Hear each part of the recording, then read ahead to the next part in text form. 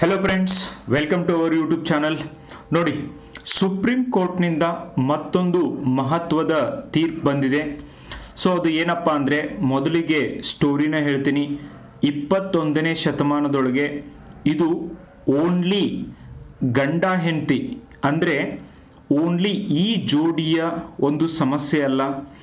ಯಾರು working people ಇದ್ದಾರೆ ಅವ್ರ ಜೊತೆ ಎಲ್ಲರ ಜೊತೆ ಆಗ್ತಾ ಇರುವಂಥ ಒಂದು ದೊಡ್ಡ ಸಮಸ್ಯೆನೇ ಇದು ಆಗಿದೆ. And the divorce cases are increasing because of this reason. ಇವತ್ತು ಗಂಡ ಹೆಂಡತಿ ಇಬ್ಬರು ವರ್ಕಿಂಗ್ ಇದ್ದಾಗ ಇಬ್ಬರಿಗೂ ಕೂಡ ಸಮಯ ಸಿಗ್ತಾ ಇಲ್ಲ. And definitely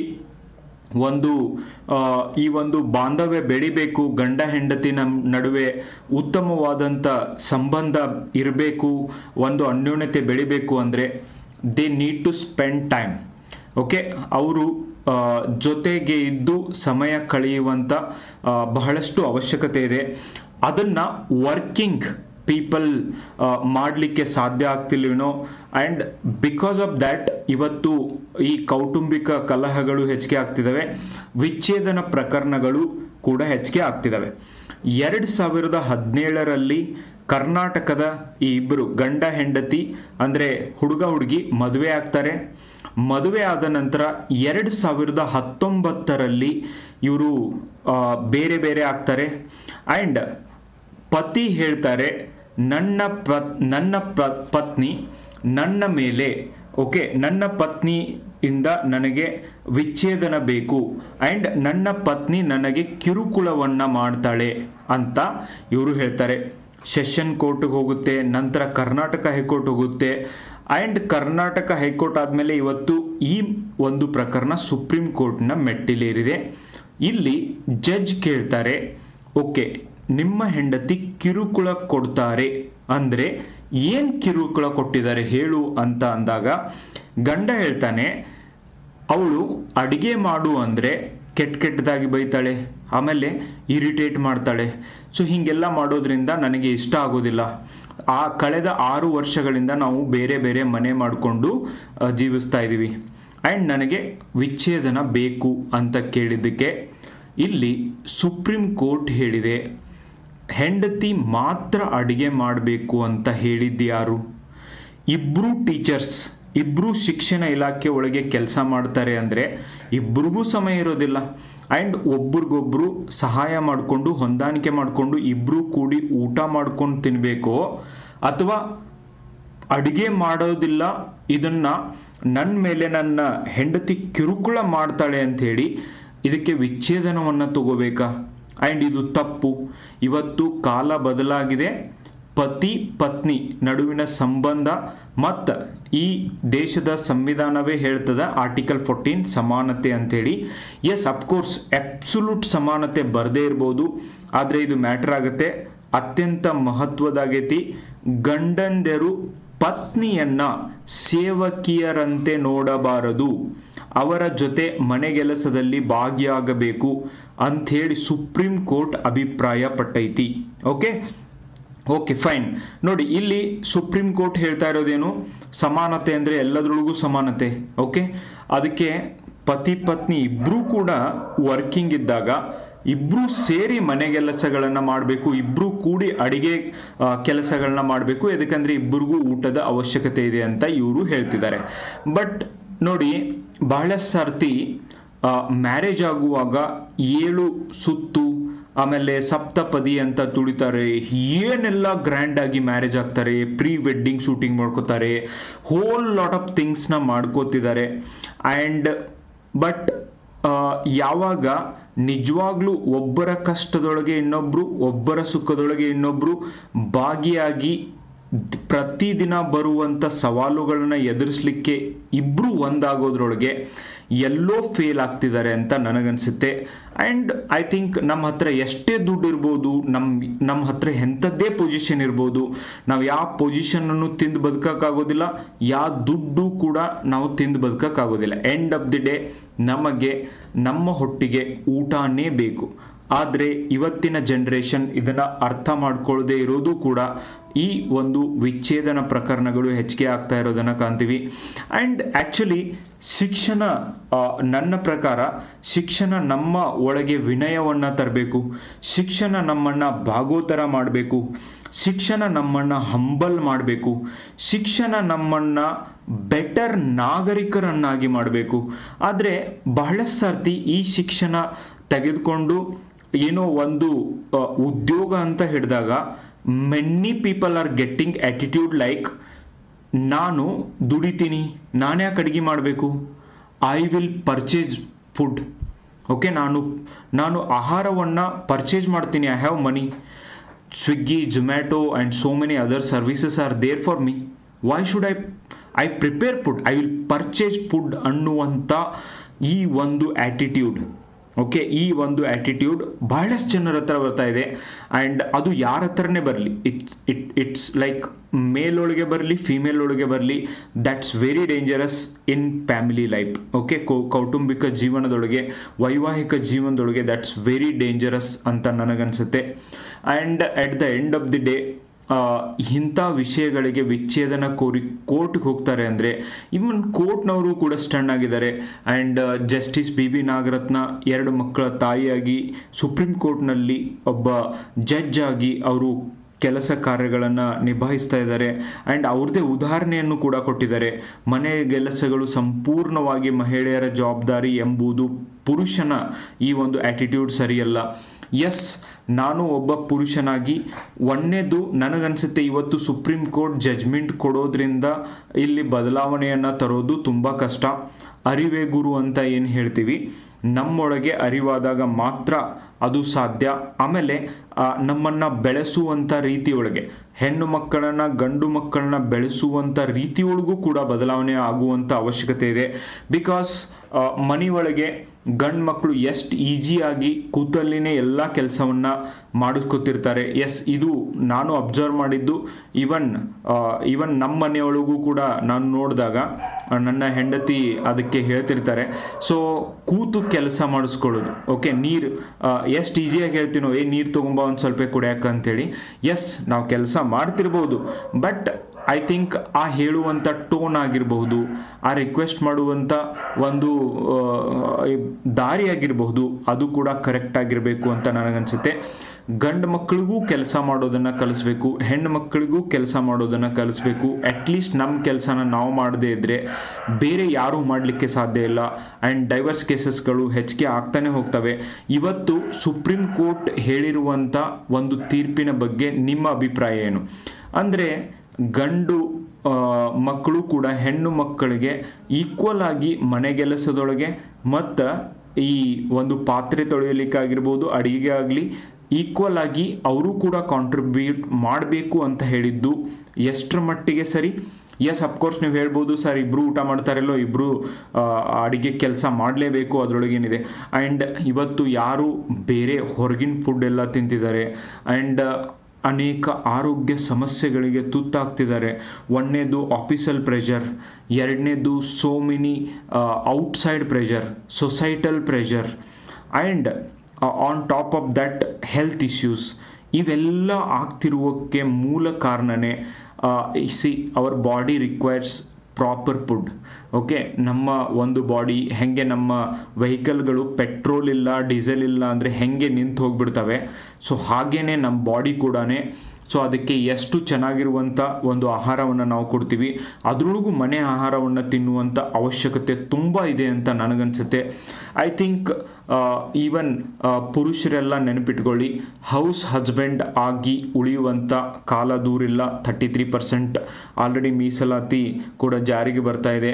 and once upon a time, ಒಂದು ಕಾಲದೊಳಗೆ ನೀವು ಏನು ಮಾಡ್ತೀರಾ ಅಂತ ಹೆಣ್ಮಕ್ಳು ಕೇಳಿದರೆ ಅವರು ಹೇಳ್ತಿದ್ರು, I am a house wife ಅಂತ. ಐ ಥಿಂಕ್ ಈಗ ನಾನು ಹೌಸ್ ಹಸ್ಬೆಂಡ್ ಅನ್ನುವಂಥ ಒಂದು ಕಾಲ ದೂರ ಉಳಿದಿಲ್ಲ ಅಂತ ನನಗನ್ಸುತ್ತೆ. ಇಟ್ಸ್ ಓಕೆ, ಸಮಯ ಯಾವತ್ತೂ ಬದಲಾಗ್ತಾ ಇರುತ್ತೆ ಆ್ಯಂಡ್ ಸಮಯ ಬದಲು ಮಾಡುತ್ತೆ. ಆ್ಯಂಡ್ ಇವತ್ತು ಆ ಥರ ಮಾಡೋದ್ರೊಳಗೂ ಏನೂ ತಪ್ಪಿಲ್ಲ. ಆ್ಯಂಡ್ ಗಂಡು ಮಕ್ಕಳು ಕೂಡ ಅಡುಗೆ ಮಾಡೋದ್ರೊಳಗೆ ಏನೂ ತಪ್ಪಿಲ್ಲ. And in case definitely we have to live like a human being. ನಾವು ಭಾಳ ಸರ್ತಿ ಮಾನವೀಯತೆಯನ್ನು ಮರಿತೀವಿ. ಏನೋ ಅವ್ರಿಗೆ ಅಡುಗೆ ಮಾಡಲಿಕ್ಕೆ ಇಷ್ಟ ಇಲ್ಲ, ಅಥವಾ ಅಡುಗೆ ಮಾಡೋದ್ರೊಳಗೆ ಏನೋ ಹೆಚ್ಚು ಕಡಿಮೆ ಆಗಿದೆ. It's okay, at least we are getting something. Because ಇವತ್ತಿನ ಒಂದು ಮಾಡರ್ನ್ ಗರ್ಲ್ಸ್, ಅದರೊಳಗೂ ಎಜುಕೇಟೆಡ್ ಗರ್ಲ್ಸ್ ಯಾರಿದ್ದಾರೆ, ಹಾಸ್ಟೆಲ್ ಒಳಗೆ ಬೇರೆ ಬೇರೆ ಕಡೆ ಇದ್ದು ಎಜುಕೇಷನ್ ಎಲ್ಲ ಮಾಡಿರ್ತಾರೆ. So many people don't know how to even cook rice also. ಆ ಥರನೂ ಕೂಡ ಇದ್ದವರು ಕೂಡ ಈ ಸಮಾಜದೊಳಗಿದ್ದಾರೆ. ಬಟ್ ಎಸ್, ನಾನು ಕಲಿಬೇಕು, ನಾನು ಕೂಡ ಮಾಡಬಹುದು ಅನ್ನುವಂಥ ಮನೋಭಾವ ಇದ್ದರೂ ಕೂಡ ದಟ್ಸ್ ಗ್ರೇಟ್ ಅಂತ ನನಗನ್ಸುತ್ತೆ. ನಮ್ಮ ಮದರ್ ಜನ್ರೇಷನ್ದವರು ಯಾರಿದ್ದಾರೆ, ಅವರ ಒಂದು ಪರಿಸ್ಥಿತಿ ಬೇರೆ ಇತ್ತು. ಅವರು ಮನೆಯೊಳಗಿರ್ತಿದ್ರು ಆ್ಯಂಡ್ ಮಕ್ಕಳಿಗೆ, ಮನೆಯವ್ರಿಗೆ ಚೆನ್ನಾಗಿ ಊಟ ಮಾಡಿ ಹಾಕೋದೇ ನಮ್ಮ ಮೂಲ ಕೆಲಸ, and we are there for that ಅಂತಾನೆ ಅವರ ಉದ್ದೇಶ ಇತ್ತು. ಸೊ ಹಾಗಾಗಿ we are very very lucky. ನೀವು ಯಾರಾದರೂ ನಿಮ್ಮ ಬಾಡಿ ಕರೆಕ್ಟಾಗಿದೆ, ಒಬಿಸಿಟಿ ಸಮಸ್ಯೆ ಇಲ್ಲ, ಆ್ಯಂಡ್ ಇವತ್ತು ಕೂಡ ನೀವು ಹೆಲ್ದಿ ಆಗಿದ್ದೀರಾ, ಆ್ಯಂಡ್ ಸೊ ಆ ಥರ ಹೆಲ್ತಿನ ಯಾವುದೇ ಆದಂಥ ಸಮಸ್ಯೆಗಳು ಬಂದಿಲ್ಲ ಅಂದರೆ I think that credit goes to your childhood. ಆ ಸಮಯದೊಳಗೆ ನೀವು ಸರಿಯಾಗಿ ಕರೆಕ್ಟ್ ಆದಂಥ ಆಹಾರವನ್ನು ತಿಂದಿದ್ದಾಗಿರ್ಬೋದು. ಬಿಕಾಸ್ ಇವತ್ತು ನೋಡಿ ಎಷ್ಟೆಲ್ಲ ಜಂಕ್ ಫುಡ್ ಬಂದಿದ್ದಾವೆ, ಆ್ಯಂಡ್ ಅದನ್ನು ತಿನ್ನೋದ್ರೊಳಗೆ ತುಂಬಾ ಟೇಸ್ಟಿ ಅನ್ನಿಸ್ತವೆ, but at the same time very dangerous for health. Particularly outside oil ಆಗಿರ್ಬೋದು, ಅದೆಲ್ಲ ಆಗಿರ್ಬೋದು. And stay away from them. And ನಾಳೆ ನೀವು ಕೂಡ ಈ ಒಂದು ಕೌಟುಂಬಿಕ ಜೀವನದೊಳಗೆ ಹೋದಾಗ don't show to this world ನಾವೇನೋ ದೊಡ್ಡ ಆದರ್ಶ ಹೆಂಡತಿ ಗಂಡ ಅಂತ ಹೇಳಿಬಿಟ್ಟು ಯಾರೂ ತೋರಿಸುವಂಥ ಅವಶ್ಯಕತೆ ಇಲ್ಲ. ಆ್ಯಂಡ್ ದೊಡ್ಡ ದೊಡ್ಡ ದೊಡ್ಡ ಮಂಟಪಗಳನ್ನ ಹಾಕಿ ಸಿಕ್ಕಾಪಟ್ಟೆ ಗೋಲ್ಡ್ ಹಾಕಿ ಮದುವೆಯನ್ನು ಮಾಡ್ಕೊಳ್ಳೋದಕ್ಕಿಂತನೂ ಎಸ್, ಗಂಡನ ಹತ್ರನೂ ಕಮ್ಮಿ ಇದ್ದಾವೆ, ಆ್ಯಂಡ್ ಹೆಂಡತಿ ಹತ್ರನೂ ಕೂಡ ಸೋ ಮೆನಿ ಕಮ್ಮಿಗಳು ಇರ್ತವೆ.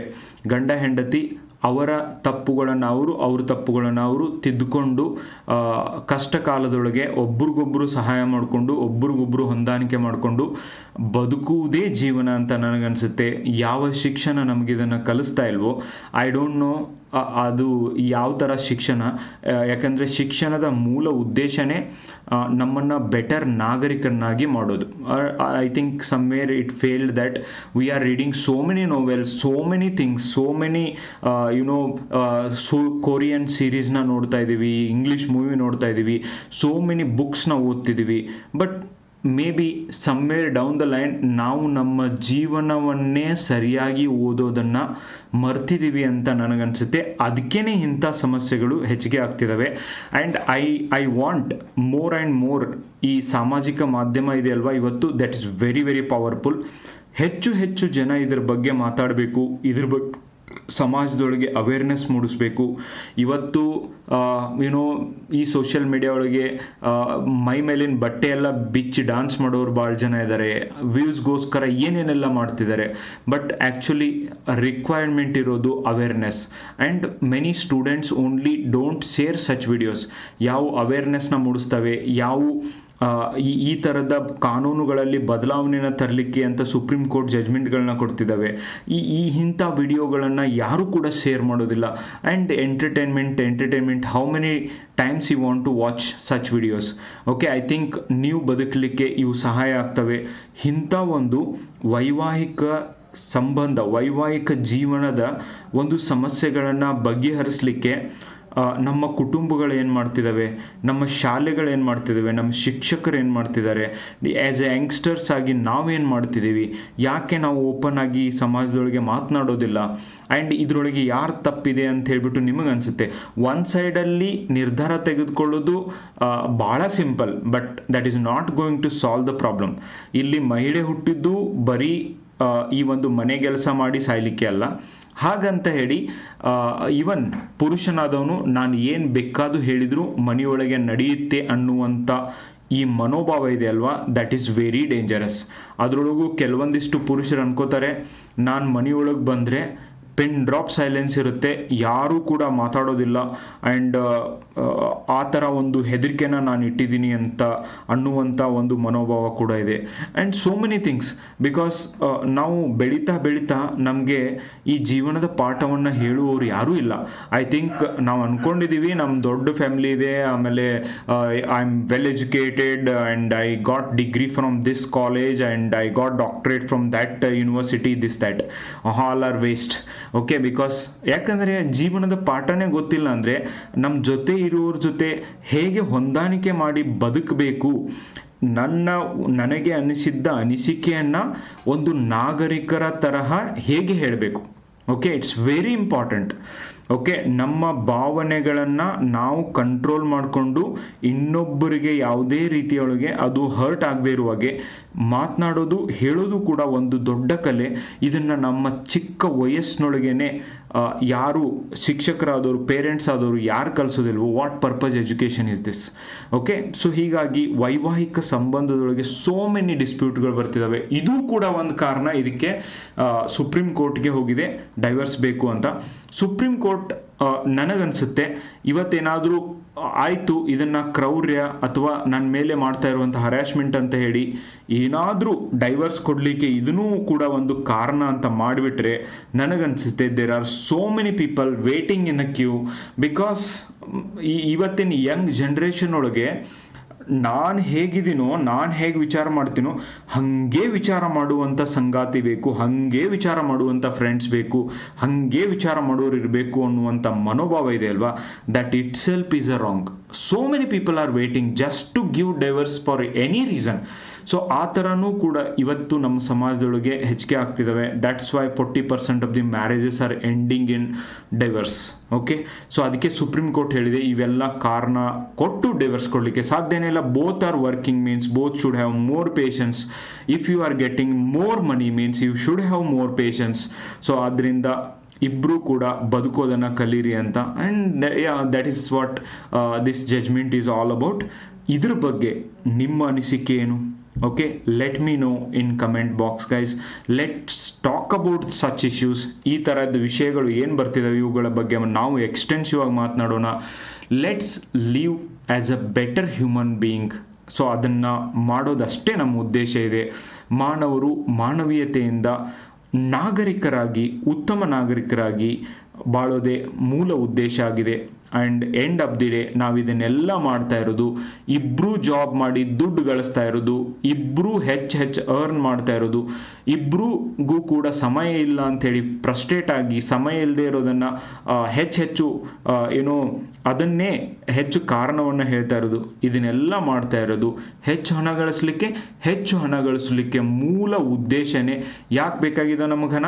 ಮುಂದೆ ಹೋಗಿ ನಾವು ನಮ್ಮ ಓಲ್ಡ್ ಏಜಲ್ಲಿ ಸಂತೋಷವಾಗಿ ಸುಖವಾಗಿರೋಕ್ಕೆ. ಸೊ ನನ್ನ ಪಾಯಿಂಟ್ ಏನು ಅಂದರೆ, ಓಲ್ಡ್ ಏಜ್ ಒಳಗೆ ಹೋಗಿ ನಾವು ಇರ್ತೇವೋ ಇಲ್ವೋ ಗೊತ್ತಿಲ್ಲ, ಯಾಕೆ ಇವತ್ತೇ ಸುಖ ಶಾಂತಿ ನೆಮ್ಮದಿಯಿಂದ ಇರಬಾರ್ದು? ಸ್ವಲ್ಪ ಸಣ್ಣ ಅಡ್ಜಸ್ಟ್ಮೆಂಟ್ಗಳನ್ನ ಯಾಕೆ ಮಾಡ್ಕೋಬಾರ್ದು? Nobody is perfect here, neither wife nor husband. So ಯಾವಾಗ ಈ ಫ್ಯಾಕ್ಟ್ ಗೊತ್ತಿದೆ, why don't we are not adjusting it? Okay, so that is what my question. Anyway, ನಿಮ್ಮ ಒಪಿನಿಯನ್ನ ತಿಳಿಸೋದನ್ನು ಮರಿಬೇಡಿ.